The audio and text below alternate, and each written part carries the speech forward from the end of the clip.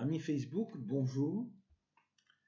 Nous allons continuer et avancer un petit peu vers la période de servitude en Égypte des enfants d'Israël.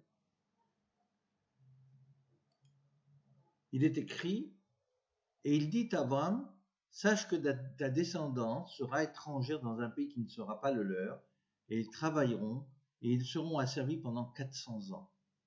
Ainsi donc, la période d'esclavage arrêtée fut de 400 ans. Un nouveau dictateur prit le pouvoir après Joseph, ainsi qu'il est dit, et il s'établit un roi qui ne connaissait pas Joseph. Il ne connaissait pas l'apport de Joseph à la grandeur de l'Égypte, ou bien il la méconnaissait. Il méconnaissait la providence de ce peuple sur l'Égypte, et il méconnaissait la providence divine. Il est dit, et la 4e génération reviendra, car le péché des Amoréens n'est pas encore complet à ce jour. Il est établi que la génération du désert qui revint en Canaan était effectivement la 4e génération, comme le prouve l'énumération des familles. Betsalel, premier, fils d'Ouri, deuxième, fils de Hur, troisième, du camp de Yehuda, quatrième. 4 générations. Or, si 40 ans d'errance dans le désert ont permis un changement de génération, et que celle qui avait péché disparut, cela veut dire qu'une génération comptait à l'époque 40 ans. En fait, 4 générations donnent 160 ans, plus la génération du désert qui était née dans le désert et revint en Canaan, cela fait 200 années d'exil. À cela, il faut ajouter 17 années de présence de Jacob en Égypte, comme il est dit, et Jacob vécut dans le pays d'Égypte 17 années. Cela fait donc 217 années d'esclavage, desquelles il faut déduire 7 années de souffrance que Dieu a comptées aux Hébreux dans le décompte de l'esclavage, mais qui étaient encore sous la providence bénéfique de Joseph, comme il est dit, en effet, voici 2 années que la famine règne au sein du pays, et durant 5 années encore, il n'y aura ni labour ni moisson. En fin de compte, les Hébreux sont restés en Égypte 210 ans, conformément à la prophétie secrète et ancestrale. Pakod, Ifkod, Elohim Etrem. Le Seigneur vous visitera, qui peut signifier que Dieu a comptabilisé les jours de souffrance et d'esclavage et a décidé d'y mettre fin, et vous remonterez les eaux de Joseph. Or, l'interprétation la plus plausible se base justement sur la numérologie, le terme Pakod ayant une valeur numérique de 190, le Pei de Pakod 80, le Kouf 100, le Vav 6 et le Dalet 4, en tout 190. Et le terme Pakadati ayant une signification soustractive de par sa connexité linguistique avec le terme Pakod. Pakod, Pakadati. Il revient à dire j'ai comptabilisé vos souffrances en Égypte, et malgré que je vous eusse condamné à 400 ans d'exil, j'ai retiré 190 ans du décompte. 400 années de souffrance sont manifestement une malédiction liée aux forces du mal. Tous les malheurs viennent par vagues de 4. Souviens-toi de l'armée d'Ésaü composée de 400 hommes en armes. Souviens-toi de la prophétie de Yona, dans 40 jours la ville de Ninive sera détruite. Car l'ordre de la nature s'en trouve perturbé lorsque la lettre Aleph, qui représente la divinité de la création, et la lettre Bet, lettre de la création elle-même, la Bria, sont entremêlées avec les lettres Resh, roi, méchanceté, et Ain, l'œil du Nistar et des forces occultes. Ainsi, le chiffre 4 se dit Arba et transporte en lui les forces de la destruction. Ces forces perturbent tout d'abord l'attribut de paternité divine sur le peuple hébreu, et il s'en éloigne, et sa grâce et sa bonté s'estompent. Si le raccourcissement de l'exil n'a pas été clairement et officiellement transmis, c'est parce qu'il est dû à la méchanceté et aux méfaits des Amoréens, des Révéens, des Jésubéens, et non pas au mérite du peuple hébreu. De même, la punition des Hébreux dans le désert est de 40 ans d'errance supplémentaire. Par contre, dans la même foulée, L'annonce d'une descendance nombreuse composée d'âmes perdues et récupérées par Abraham, telle que je l'ai expliqué auparavant, tout cela fait partie de l'alliance que Dieu a conclue avec le patriarche, lorsque celui-ci contemplait en présence des anges la plaine du Jourdain et les villes maudites de Sodome et Gomorrhe. Là, dans ce décor surréaliste, s'est conclu un pacte étrange, en vertu duquel seraient rachetées les âmes perturbées et souffrantes de Sodome et Gomorrhe, en contrepartie du sacrifice le plus cher à Abraham, le sacrifice de son fils. Ainsi, dans un seul souffle, ont été prononcées toutes les prédictions qui ont fait d'Abraham le président de Dieu, l'esclavage en Égypte, une nombreuse descendance, la destruction des villes de Sodome et Gomorrhe et le rachat des âmes des gens de Lot à Sodome et Gomorrhe. En ces termes, de la manière suivante. Cependant, le soleil s'était couché, l'obscurité régnait, et voici, ce fut une fournaise fumante, et des flammes passèrent entre ces chairs dépecées. Ces chairs dépecées se dit en hébreu Hagzarim Ahele, qui vient du verbe lixor, c'est-à-dire prononcer une sentence, ou dépecer. Et c'est Ahele, comme nous l'avons indiqué plus haut, désigne un pacte ou un serment, Ahela, dans le bon sens, ou bien une malédiction dans le mauvais sens, selon l'interprétation qui convient au texte. Or, dans ce contexte, il s'agit bien évidemment d'une punition, d'une réparation. Le terme « le soleil » est l'image de Jacob descendant en Égypte avec 70 personnes, et le terme « obscurité » est bien celle de l'exil en Égypte. Il s'agit là de l'obscurantisme qui règne, l'idolâtrie, conséquence de la négation de la divinité. Le terme « fournaise fumante » fait allusion à la destruction des villes de Sodome et Gomorrhe par le feu, et les flammes se rapportent à l'ensemble des âmes de ces villes, surmenées et remodelées par le feu, destinées à renforcer les âmes des enfants de Jacob. Voilà l'ensemble des peines prononcées par l'Éternel contre la descendance empruntée d'Abraham lors du pacte d'entre les animaux dépecés, à Brit Ben Abtarim.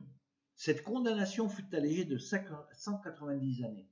Ce secret de grâce divine n'était pas connu de tout le monde, mais seulement des anciens du peuple. Sérach, la fille d'Acher, qui survécut la génération de Joseph, et était manifestement la plus vieille des ancêtres de l'époque, en entendant Moïse rapporter au peuple les mots prononcés par Dieu devant lui, Pakod Pakadati, comprit immédiatement que les paroles de Moïse étaient vraies, et elle donna son accord au début de la délivrance et de la révolte des Hébreux en Égypte. Elle se souvint donc des mots prononcés par Joseph sur son lit de mort. Joseph fit jurer les fils d'Israël en disant « Dieu vous visitera, Ifkod, et vous ferez remonter mes eaux loin d'ici. » Ainsi donc, Sérach reçut en héritage l'obligation de rapatrier les eaux de Joseph lorsqu'elle partit d'Égypte. Il suffit d'établir la preuve archéologique selon laquelle le tombeau d'Ebner Hassan en Égypte est bien vide d'ossements, puisque celui-ci, en vertu de tous les usages et les croyances, est bien enterré à Sichem, à Shrem. Or, la volonté de Joseph d'être enterré à Shrem est étrange. À la lumière des incidents fâcheux qui ont causé le viol de sa sœur et belle-mère, Dina, si ce n'est que cette volonté corrobore la thèse présente suivant laquelle le but suprême de Joseph était de faire réparation à ses frères à son égard et rendre hommage à ceux-ci pour avoir fait preuve de solidarité et de fraternité exemplaire en sauvant l'honneur de leur sœur et en détruisant la ville de Shrem à titre de représailles. C'est cette solidarité à la base qui servit d'exemple et engendra les solidarités d'un peuple uni dans la souffrance de la servitude. Abraham a donc prophétisé l'esclavage ainsi que la royauté d'un Hébreu en Égypte, et enfin le symbole de la délivrance, la solidarité et la fraternité. L'esclavage des Hébreux en Égypte doit être perçu comme une cassure des instruments qui permet un remodelage des Hébreux afin de forger tout un nouveau peuple. Car rien n'est plus performant que des solidarités communes dans la souffrance pour renforcer la fraternité de la misère et forger un peuple unitaire, soudé par le même destin. L'esclavage commence donc avec la déclaration suivante. Joseph mourut, ainsi que tous ses frères et toute cette génération-là. Or, les enfants d'Israël avaient augmenté, pullulé, étaient devenus prodigieusement nombreux, et il remplissait la contrée.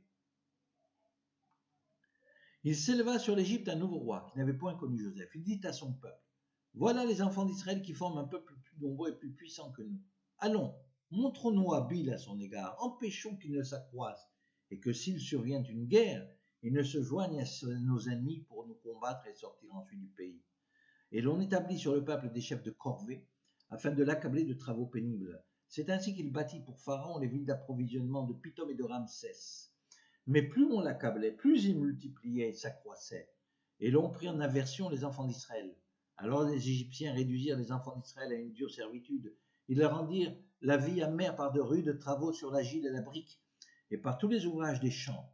Et c'était avec cruauté qu'il leur imposait toutes ces charges. C'est de la bouche de l'accusateur, Pharaon, qu'est sortie la première sentence de mort de nouveau-nés hébreux.